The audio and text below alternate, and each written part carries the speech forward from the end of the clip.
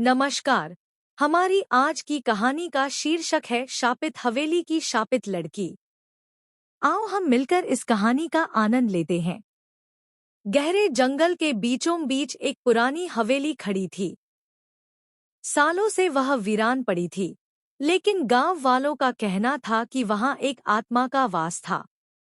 लोग कहते थे कि जो भी उस हवेली में गया वह कभी लौटकर नहीं आया।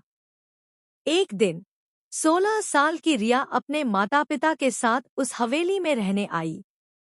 उसके पिता एक पुरातत्वविद थे और वे इस हवेली के इतिहास की खोज कर रहे थे। रिया को यह जगह शुरू से ही अजीब लग रही थी। हवेली के अंदर घुसते ही उसे ठंडी हवा का झोंका महसूस हुआ और उसकी रीढ़ में एक अजीब सी सिहरन दौड़ गई। पहली ही रात रिया को अजीब सपने आने लगे। सपनों में वह खुद को एक अंधेरे कमरे में देखती, जहां एक लड़की सफेद कपड़ों में बैठी रो रही होती। जब भी रिया उसे छूने की कोशिश करती, वह लड़की चीखकर गायब हो जाती। कुछ दिनों बाद रिया का व्यवहार बदलने लगा। वह अकेले में बातें करने लगी।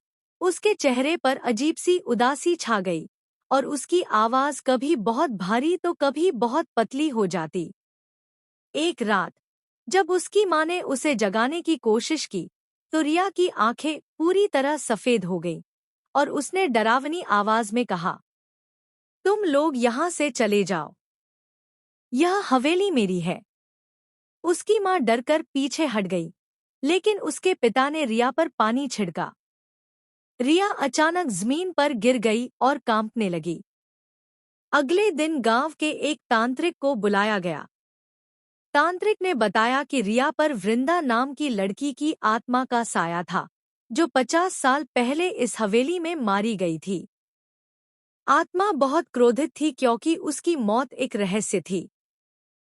तांत्रिक ने हवेली में हवन करने का फैसला किया। जैसे ही मंत्रोच्चारण शुरू हुआ, रिया जोर जोर से हंसने लगी और हवा में चीजें उड़ने लगी। अचानक रिया जमीन पर गिर पड़ी और तड़पने लगी।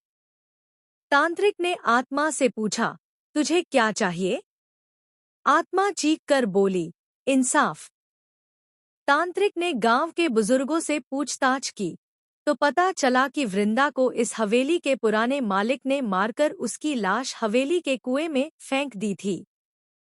जब गांव वालों ने कुएं को खोदकर उसकी हड्डियां निकाली और विधिवत अंतिम संस्कार किया, तब जाकर आत्मा शांत हुई। रिया की हालत धीरे धीरे ठीक होने लगी। उसने सपनों में वह लड़की फिर देखी, लेकिन इस बार वह मुस्कुराकर चली गई। हवेली अब भी खड़ी थी, लेकिन अब वहां कोई आत्मा नहीं थी। या शायद थी। ऐसी और कहानियां सुनने के लिए प्लीज मेरे साथ बने रहें।